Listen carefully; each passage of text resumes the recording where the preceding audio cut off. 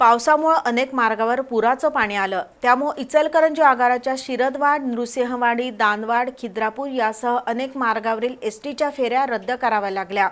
परिणामी गेल्या 12 दिवसात 948 फेऱ्या रद्द होऊन सुमारे 13 लाख रुपयांचं उत्पन्न बुडालंय। आता पाऊस थांबला असला तरी अजूनही अनेक मार्गावर पाणी आहे, त्यामुळे पुराचं पाणी ओसरल्याशिवाय एसटीची वाहतूक पूर्ववत होणार नाही, असं आगार व्यवस्थापक सागर पाटील यांनी सांगितलं। गेल्या 15 दिवसात झालेल्या मुसळधार पावसामुळे इचलकरंजीला महापुराचा फटका बसला। अनेक ठिकाणची शेती पाण्याखाली गेल्यानं शेतकऱ्यांचं नुकसान झालंय, तर अनेक रस्त्यावर पाणी आल्यानं एसटी वाहतुकीवर परिणाम झाला। इचलकरंजी एसटी आगार अंतर्गत येणाऱ्या शिरदवाड, नृसिंहवाडी, दानवाड, खिद्रापूर या मार्गावर पाणी असल्यानं गेल्या 12 दिवसांपासून एसटीच्या फेऱ्या बंद आहेत, तर 7 दिवस रुई, पट्टण कोडोली, तळणगे, ज्योतिबा, रत्नागिरी, चिपळूण या मार्गावरील एसटीच्या फेऱ्या रद्द कराव्या लागल्या।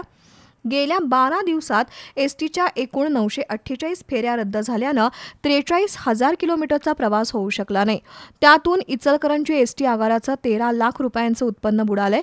शिवाय पुराचं पाणी ओसरल्याशिवाय एसटीची वाहतूक पूर्ववत होणार नसल्याचं आगार व्यवस्थापक सागर पाटील यांनी सांगितलं।